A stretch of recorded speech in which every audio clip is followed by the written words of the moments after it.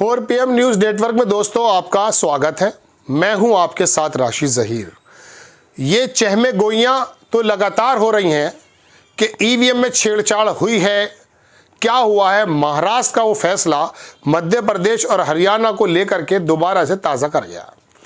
मैं आपको योगेंद्र यादव की एक बड़ा संतुलित और थोड़ा चुनाव से जुड़े हुए व्यक्ति हैं। मेरी समझ में वो हमसे ज़्यादा समझदार हैं अबाउट द ईवीएम चुनाव के बारे में। ये बात अलग है कि मैंने आपको चुनाव होते ही ये कह दिया था, जो योगेंद्र यादव आप कह रहे हैं, मेरा वीडियो देख सकते हैं आप। मैंने कह दिया था कि ज़मीन पर दिखना चाहिए था। उनका भी कहना यह है कि ज़मीन पर दिखा कुछ नहीं है।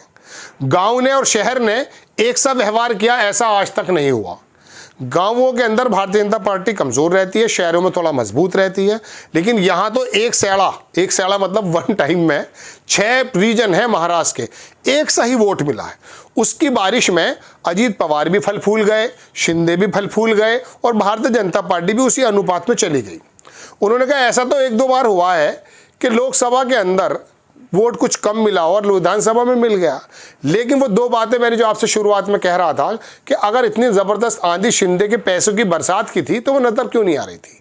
मैंने कहा इस बात से मैं इनकार नहीं कर रहा हूँ कि पैसे से कुछ फ़ायदा हुआ। महिलाएं महाराष्ट्र के अंदर गुर्बत बेपनाह है, बहुत बुरे हालात हैं, बहुत बुरे हालात हैं।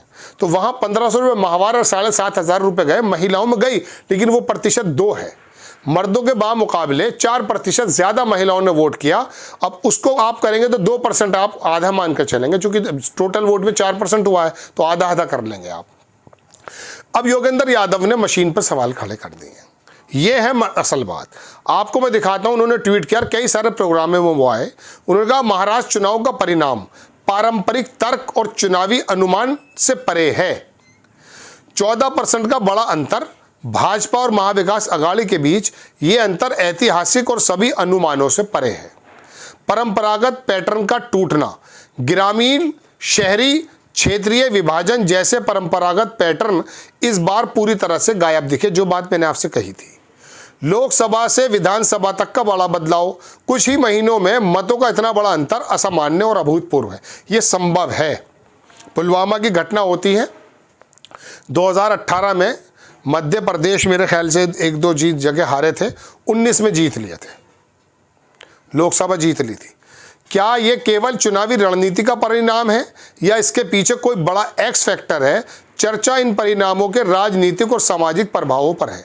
जब लोकल के यूट्यूब चैनल ने उनसे पूछा कि अगर आपको ये लगता है कि ऐसा है तो अब आप ये बताइए कि आपका शक कहाँ पर है, तो उन्होंने 4-5 बातें उनकी गिनाई हैं। 3 बातें तो उन्होंने गिनाई हैं बूथ पर, कि बूथ में जो विपक्षी पार्टियों के जो एजेंट हैं वो लंबे समय तक कायम नहीं रह पाते, उनको मैनेज किया जा सकता है। ये बात हुई भी है। 99% बैटरी के बारे में उन्होंने कहा, ये भी उन्होंने कहा। लेकिन आकर के उनका भी, चूंकि अब समझ में नहीं आ रहा ना, पूर्व आयुक्त SY कुरैशी की भी समझ में नहीं आ रहा है, बहुत सारे और बड़े बड़े दिग्गज उनकी भी समझ में नहीं आ रहा है, योगेंद्र यादव की समझ में भी नहीं आ रहा है। मध्य प्रदेश का जब चुनाव हुआ, मेरी ही शक्ल देख लीजिए, बहस के दौरान मैंने कह दिया था कि ज़मीन पर ये चीज़ें नहीं हैं। लाडली बहन योजना का कितना भी अंतर हो, इतनी लैंडस्लाइड जो विक्ट्री मिली थी भारतीय जनता पार्टी को मिल नहीं सकती। हरियाणा के बारे में भी मैंने आपसे कहा था, लेकिन मैंने ये कहा था कि वहाँ भारतीय जनता पार्टी ने एक काम वाकई किया है कि जाटों को अलग थलग करके बाकी समाजों को एक साथ लाने में वो जुट गए। महाराष्ट्र में भी उन्होंने अपनी पूरी की पूरी मशीनरी लगा दी थी, लेकिन जब तक चाय नहीं बनती भाई, चाय के लिए दूध चाहिए, मीठा चाहिए और शक्कर चाहिए और पत्ती चाहिए, पानी चाहिए, आग चाहिए, गैस चाहिए, चूल्हा चाहिए, तो ये तमाम चीज़ें चाहिए। अब ऐसी समय ऐसी ज़बरदस्त चाय कि 148 में से 132 आपने बना दी। इसके बारे में एक राजू पालवेकर हैं, कुछ पालवेकर नाम है गालिबन, अच्छे पत्रकार हैं, विश्लेषक हैं। उन्होंने कहा चीनी ज़्यादा डल गई इनसे, इस बार लोकसभा में चीनी कम हो गई थी तो हार का मुंह देखना पड़ गया। ज़मीन की स्थिति ये पहचान चुके थे, इसलिए इन्होंने कहा भाई अब क्या ज़बरदस्त काम कर दीजिए। अब ज़्यादातर योगेंद्र यादव का जो ख्याल है वो ईवीएम में गड़बड़ी ना हो करके ईवीएम बदलने का मामला आया है। चूँकि फहद अहमद, सौरभ भास्कर के जो हस्बैंड हैं, उन्होंने कहा साहब 17 राउंड तक हम आगे चल रहे थे, 2 राउंड और बचे थे। अब जो ईवीएम्स आई हैं उसके अंदर धड़ाधड़ भारतीय जनता पार्टी के वोट 3 गुना 4 गुना ज़्यादा निकलने लगे। वो सारी की सारी लीड पूरी हो गई। योगेंद्र यादव का इसके बारे में कहना कि ऐसा संभव है, क्योंकि वो ईवीएम हो सकता है उन्हीं एरिया से निकल कर आई हो जो हिंदुत्व को मानने वाले लोगों या भारतीय जनता पार्टी का मजबूत स्ट्रांग एरिया हो। लेकिन उसमें उन्होंने कहा कि जी बैटरी 99% चार्ज हुई है, ये शक का निशान है।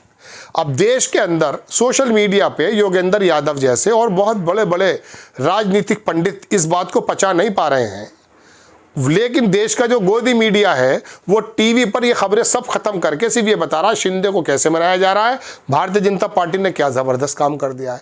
आपके सामने से विचार विमर्श ही हटा दिया गया। और दूसरी बात, यहाँ पर भी आ गए ये लोग, ये सोशल मीडिया पे भी आ गए। भाई रोक तो किसी को जा नहीं सकता, ये यहाँ पर भी आ गए। वो आ जाता है छोटे छोटे, क्योंकि उसको टीवी पे तो कोई देखता नहीं है। अब टीवी के जो व्यूज़ हैं वो ख़त्म हो चुके हैं, अखबार पढ़ना बंद कर दिया लोगों ने। सर्कुलेशन पता कर लीजिए, इस गोदी मीडिया के प्रिंट को और अखबार को और इसको मेन स्ट्रीम मीडिया को दरकिनार कर दिया। 50, 60, 70% लोगों ने कर दिया होगा। 50 तो गारंटी से कर ही दिया होगा मेरे अंदाजे के मुताबिक। बहरहाल सोशल मीडिया पर ये भी आ गए। अब इनके पास संसाधन बहुत हैं। वो लड़की आती है एंकर, पूरा मेकअप करके आती है। हम तो देखिए नॉर्मली बैठ जाते हैं आपके सामने, घर के पास ही बैठे हैं सोफे पे। तो बात यह है दोस्तों कि अब यहाँ पर भी आपको इन्फ्लुएंस किया जा रहा है, लेकिन फिर भी यहाँ पर सजग पहरेरी जिंदा है। हम जिंदा हैं, आप घबराइए मत। वो कहता है ना कि वो क्या कहते हैं कि तेरा भाई जिंदा है, कुछ तरह की बात है। टाइगर अभी जिंदा है, तो टाइगर जिंदा है। तो यूट्यूब के जो तमाम जो हम जैसे लोग हैं वो आपने अपनी बातें करते रहते हैं। अब योगेंद्र यादव तो पढ़ा लिखा और एक बहुत ही ज़्यादा संजीदा व्यक्ति है, उसने अगर ये बात की है और बाकी YS कुरैशी ने ये बात की है, तो अब दोस्तों वाकई महाराष्ट्र में तो गड़बड़ी के आसार बड़े लंबे हैं। कई सारे चैनल्स पर उन्होंने अपने इंटरव्यूज़ दिए हैं, वायर पर आए, तमाम जगह उनके लेख छपे हैं। और उन्होंने 5 बातों में जो बातें बताई हैं उसके अंदर 2 बातें EVM केयर यूनिट और चेंजेस करने का बात है। अब बात यह है दोस्तों कि अब आंदोलन बना करके राहुल गांधी क्या सड़क पर उतरेंगे? विपक्षी लोग क्या ऐसे ही फिर बेवकूफ़ क्यों बनते हो या बनाते भी क्यों हो? टिकट के वितरण में झगड़ा हम देखते रहते हैं यूँ करके, अरे 3 सीटें मिल गई, 5 सीटें मिल गई, ये हो गया। ये नाटक छोड़ो, जो मेन चीज़ है उसको पकड़ो, सड़क पर उतर जाओ। जैसा कि आंदोलन देश की एक मिजाज है, आपके साथ भारतीय जनता पार्टी का भी आधा वर्ग होगा जो चाहता यह है कि कम से कम दूध का दूध और पानी का पानी हो जाए। लेकिन आपकी अगुवाई तो करनी पड़ेगी ना, स्टेक होल्डर तो आपके हैं। भाई हमारा क्या है? भाई हम तो 5 किलो की लाइन में लगे हुए थे भाई, लगे रहेंगे। डंडा पीटेगा साइड में हो जाएंगे, डंडा हटेगा फिर लग जाएंगे। तो हमारा मसला नहीं है, हमारा जिस्मत तो लाइनों में लगना मरना खपना है। पहले से ही हो रहा है, खाली भारतीय जनता पार्टी के टाइम से थोड़ी ना हो रहा है। हम तो पहले से मरते आ रहे हैं भाई। मसला तो तुम्हारा है, तुम्हारे सियासन डोल रहे हैं। ये EBI और ED तुम्हें जिंदा नहीं छोड़ेगी, तुम्हें जो है बर्बाद करके रख देगी, जैसे किया है। तो जैसा आरोप लगता है, हम अपनी तरफ से नहीं कह रहे। तो आपको सड़क पर उतरना चाहिए। ये नहीं कि लंबे लंबे AC उसमें जाकर आप आराम करने लगे हैं। यार ट्विटर पर तो लिख दिया है, ट्विटर पर लिख दिया तो आपको घर बिठा देंगे ये लोग। आपको खबर कैसी लगी अपनी राय कमेंट्स बॉक्स में ज़रूर दीजिए। चैनल को सब्सक्राइब कीजिए, शेयर कीजिए। नेक्स्ट टाइम मैं किसी खबर के साथ हाजिर होता हूँ। जय हिंद।